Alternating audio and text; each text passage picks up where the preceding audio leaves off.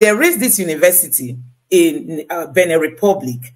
You can imagine the people of Benin do not even attend this school, but it's open for people like Nigerians who really want the certificate today, tomorrow. So they will just come in there, get the certificate, rush back to Nigeria, enroll to do their NYC. And, you know, the process, there are a lot of leakages, like we all know, you know, they will be accepted, they will do their NYC, and before you know it, they are graduates, you know, having their certificates at hand. And that is why the security agent is saying that the police, to be precise, is saying they are going to be going after those who got forged certificate outside the country. And like I said, that is why this guy is asking what happens to Tinubu. Should for people that forge foreign certificates be arrested? What is going to happen to somebody who we know is occupying the #1 seat, you know, in the nation, who also had similar situation? But let's take this video and then we'll get to analyze more. Did an investigative piece where he said that he was able to purchase a certificate from a university in Cotonou, but then that same certificate was used for youth service here in Nigeria, and then of course proceeded to get a job or something of sort. But in case you've been wondering where exactly did this emanate from, we have joining us right here on the morning brief that reporter who carried out the investigation, which has now led to the federal government suspending the verification and accreditation of certificates from universities in the republics of Benin and Togo. We have joining us on the morning brief this morning Umar Audu. He is a reporter, Daily Nigerian newspaper. Umar, you've seen the response, the reactions to the work you have done. What a way to start the new year. For some people, this has been a long time coming. For some others, they say, well, this might be a blanket decision that the federal government is making. But before we even get into the reactions to that, speak to us about that investigation you did. There are those who say, did you really have a direct conversation with the school, with the proxy? Is it really a certificate from the school? But just tell us, how was this investigative piece conducted? What inspired it essentially? Then we'll talk about the findings and the aftermath. All right. Good morning, Nigerians, and thank you once again for having me. So I started this investigation in December 2022, and it was premised on the fact that we've got some Nigerian students lamenting that they got some of their former classmates or colleagues in school who were either dropped out or expelled for one reason or the other. And after a short while, you see these guys wearing NYC uniforms, serving the nation. And it became surprising to them, most of them, that they feel cheated, that why will government allow this? Is this a bad that people can just go out of the country and purchase these degrees and come back and serve their fatherland? So that raised our curiosity. We've done a similar investigation in the past, which led to the government taking, I think in 2018, which led to the government taking some certain decision. But as if that was not enough, and these things keeps going on despite pronouncement by federal government. People, in fact, it got worse to the fact that you just be sitting in the comfort of your home and this certificate will be delivered to you just like you ordered for a pizza or something, and you give them your location and it's delivered to you. So it was that bad. So that was what motivated me to conduct this investigation. So essentially all of this that you got, the certificate, of course that image is now all over, that certificate you serving, oh dear, just to think about that alone, it's just mind-boggling. So you're saying you did all of that from here in Nigeria, you didn't have to cross the border, just to be clear? Yeah, I never traveled out of Nigeria. So guys, for better understanding, this guy, you know, was informed by some concerned Nigerians, you know, who got to see their friends who were either dropped out of school or maybe something happened. All of a sudden, they saw them, you know, that they've graduated, they've even served, and they are working. So that led this guy to like conduct this investigation. And in the course of this investigation, he himself, you know, he went ahead to purchase a certificate from this university, and it worked for him. He did it within the space of 6 weeks. He became a graduate, and he proceeded, you know, in enrolling into the NYSC, and he succeeded. He served Nigeria in that capacity, and today he has gathered all his information, you know, bringing it out there to the public, so that Nigerians will get to know how this certificate, racketeering is happening across the world. We saw the one that the president of Nigeria submitted to INEC, and Chicago State University came out to say, we didn't issue this certificate. We don't know how this certificate got to, emerge with our name, our letter heading, and we saw that the fonts were different, the signatures were different, and all that. So you can see that this is just like, it's just like something that is everywhere there in Nigeria.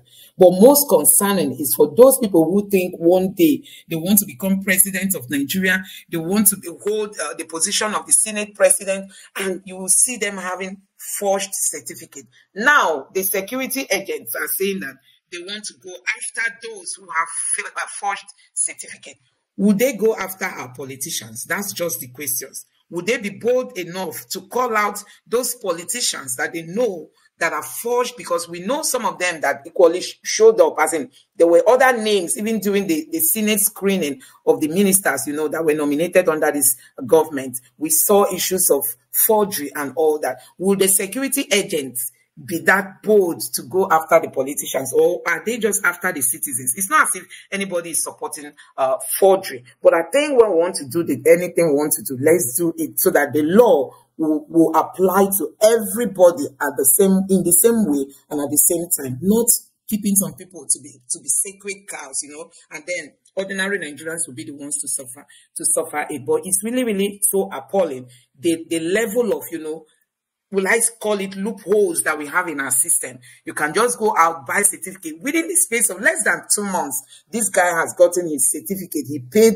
a certain amount of money. He never went to the school. He never visited the school. Everything was sent to him, and he applied to NYC. He was able to be given that privilege to go serve. And today, he's exposing all that he embarked on, in order to come up with this information that we all are listening to. Investigation. Okay. So you never crossed the border, talk more of even attending classes, and you got that. But the school, I imagine you've seen the reaction from the school saying that, hey, we don't have a record of you, the reporter that did this story. That certificate did not emanate from us. Our certificate carries certain things, and, well, it doesn't look like this is ours, even though they say investigation is being conducted as well. So how do you react to that? Because the school is saying, no, we are never part of this. This is not from us.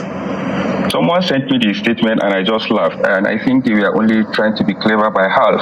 And that statement itself is self-indicting, because who sent my name to the Federal Ministry of Education?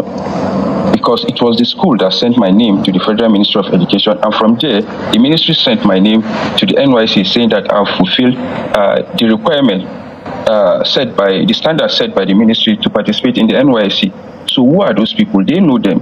So, and I think that guy, the person who issued the statement, is only trying to, I don't know, but I just look at the statement and I laughed. They have my records, and I sent them an email after I finished everything, but they never responded. And even this response you are talking about, they never sent it to us. So I will just assume they are just trying to play games. So let me come in here. From your investigation, how prevalent is this particular, crime? Because that's the name, that's the right name to call it. It's a criminal offense. How prevalent is it from your investigation? It is very, very prevalent, because when I went for the... So guys, I want you to take note of what this anchor said, that it's a criminal offense. But when it got to the judiciary overlooked this, as in, the CSU saga and all that. They overlooked it. They never saw it as a criminal offense. So it's been tagged a criminal offense because it's got to do with the ordinary man. Had it been, we are talking about a politician, nobody would boldly call it a criminal offense. No, that is the problem with Nigeria. Nigeria has this problem of, looking at politicians as one demigod. They want to worship the politicians. Nobody wants to talk. Nobody wants to air his view, because let the hammer or the sledgehammer not fall on you. So we saw all this happen. It's not as if the PDP did not start raising alarm on time. They raised this alarm. So many people said it even before the president was nominated in his own party. Some of his party members wrote against him emerging as the presidential candidate, because there were a lot. They were saying that, oh, people are going to be going to court because of, he has, how many names does he have? How many double, dates of birth does he have? And all that. There are a lot of things in school, and the CSU coming to say that we didn't issue this. And they took it to the Supreme Court, you know, and we were told that it's not part of what was presented in the petition. And there wasn't any seriousness in tackling that so as to deter other politicians who want to go to look for certificate anywhere to like present. This guy has really done a very good investigation. He took his money, his time, and everything to enroll in this university just to ensure that the story he has been hearing is true. And you can see it being really the fact on ground. But the controversy now remains, if the security agents should be going after ordinary Nigerians, why not after the politicians? And what happens to the president, who it's perceived that the certificate he gave to INEC wasn't from the university, the supposedly university he said he graduated from? That is the question now, and only God knows who is going to answer all this. At the NYSC camp, Kubwa in Abuja. So you see a lot of people, because those, you know, this verification is done for foreign students alone. So and when we got there, people from less turbulent countries, we are easily screened because they have everything that is needed.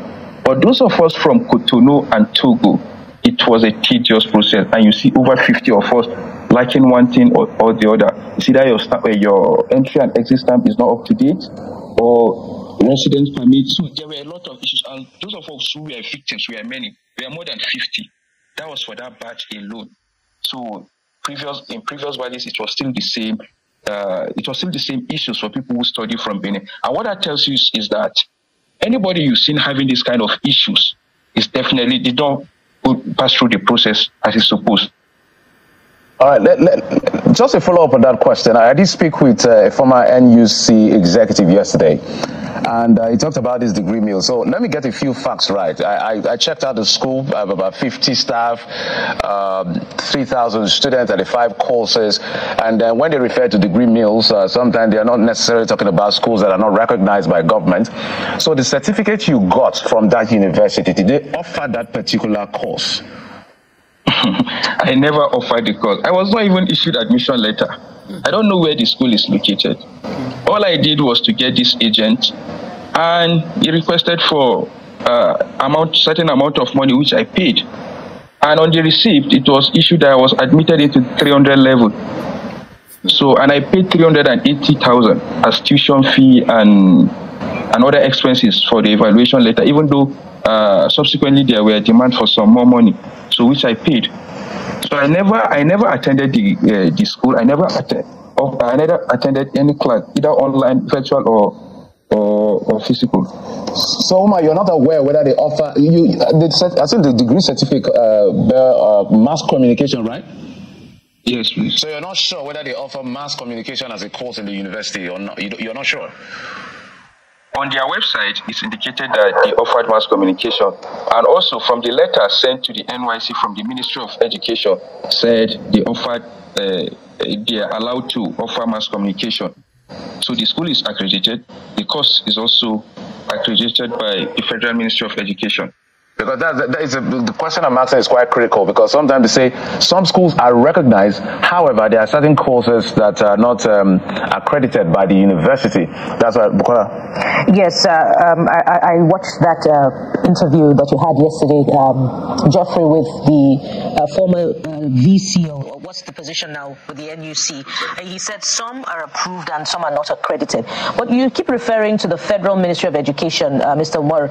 Is that Federal Ministry of Education the one in Benin Republic or the one in Nigeria? I ask this because you talked about the delay in getting your letter of evaluation, which speaks to this question. Are they taking advantage of a loophole within our own system, or there are officials in our own institutions, be it the Federal Ministry of Education or the NYSC, that are working in cahoots with these agents? Yeah, so I literally didn't have any business with Federal Ministry of Education in Benin. So is our Federal Ministry of Education here in Nigeria. Because, I mean, they are the one responsible to evaluate and certify these universities outside Nigeria. So, and I think these guys, these rackets, have some people who they are conniving with in the Federal Ministry of Education here in Nigeria to enable these things to be going on. Because if they are not working in cahoots, as you mentioned, there is no way this could be possible. So, guys, honestly, there are a lot in Nigeria. There are a lot of cleanup to be made, you know. And this was one of the reasons why we needed that change. We needed that change. And Nigerian people, I mean, Nigerians went out to give the message that we are tired of the system during the election. We needed that change. We just can't say anything again because INEC just took Nigerians unaware. So you can imagine the level of rot. This guy is trying to say that it is the system back home, not even the representative in Benin Republic. It is those back home, the government officials. They are the ones that ate all this. They are the ones that ate all this. And we keep referring back to the president of Nigeria. With his persons and the level of controversies around him, we don't even know if he has that boldness to like tackle issues like this. You can imagine if we had somebody who is like, we like say stainless. If I use stainless, it would be as if the person is incorruptible. We are human beings. But at least if we had somebody who is more credible, I think these things should be tackled headlong. Because I've seen situations where you take your certificate to other countries, they'll be looking at you as, even though if you've passed through the process, you've gone to school, spent 4, 5, 6 years, you read throughout, you're able to pass, and then you want to maybe go for your master's. They'll be looking at you if indeed you are the owner of this certificate. It's issues like this that paint Nigerians, you know, in a wrong picture. People look at us all as if we are all involved or all caught up in all this crime. They don't know that it is some particular set of people who just care about themselves, not even considering what's the level of damage all these things cause to the damages it does to the nation. So you can see it. This is one of the reasons why we keep saying the judiciary would have done better than what they did, you know, during the handling of the petition. They didn't handle it well, and that is why we are where we are today. So this is David Hundein, and this is the guy who just got the certificate. He says, daily Nigerian reporter back Cotonou University degree in 6 weeks, participated in NYC scheme. That is it, you know. This is what we are saying about Nigeria in terms of the level of corruption. And when you also have corrupt leaders, you know, who are your leaders, how do you expect them to really go after people who are doing all these things? Because at the end of the day, they will see it as if every Nigeria is into all this. But not everybody. We have genuine Nigeria who sit for JAM. Even without going to all these special centers, they want to read on their own, practice, and then go out there, write their JAM, enroll in a university, graduate with first. We have amazing people. But these are the little few that will make us look bad in the eyes of the international community. Federal government to suspend degree certificates from Uganda, Kenya, and other countries like this, the Benin Republic we've just talked about, possibly Cotonou, and all those other ones that are caught up in this case are going to be involved, you know. And like I said, the police said they are going to be going after all those who are involved in this certificate forgery. At the moment, that is coming from the Nigerian police. Security agents will go after Nigerians with fake foreign certificates. That's the minister saying it, that they will use police to go after all those who forged their certificate from any of the countries outside Nigeria. Possibly, that may also lead to those who forged within Nigeria. So forgery is forgery. Let's abstain from it, and then let's equally keep calling out our leaders. Any of them that is perceived to have forged this or a certificate should always be called out, so that will deter others from also embarking on all that. Because we can't have leaders who cannot tell us the school they attended. They will tell us they had their WAEC from a school that never existed the year they graduated. And then they also told us they graduated from a school that has come out to distance itself from the certificates you are parading. So it's a lot. And you know, these things will, from the top, it will be coming down to the ordinary people and affecting even children. Tomorrow now you see children embarking on forgery, you'll be wondering what kind of nation is this? It's what they see our leaders do. That is it. So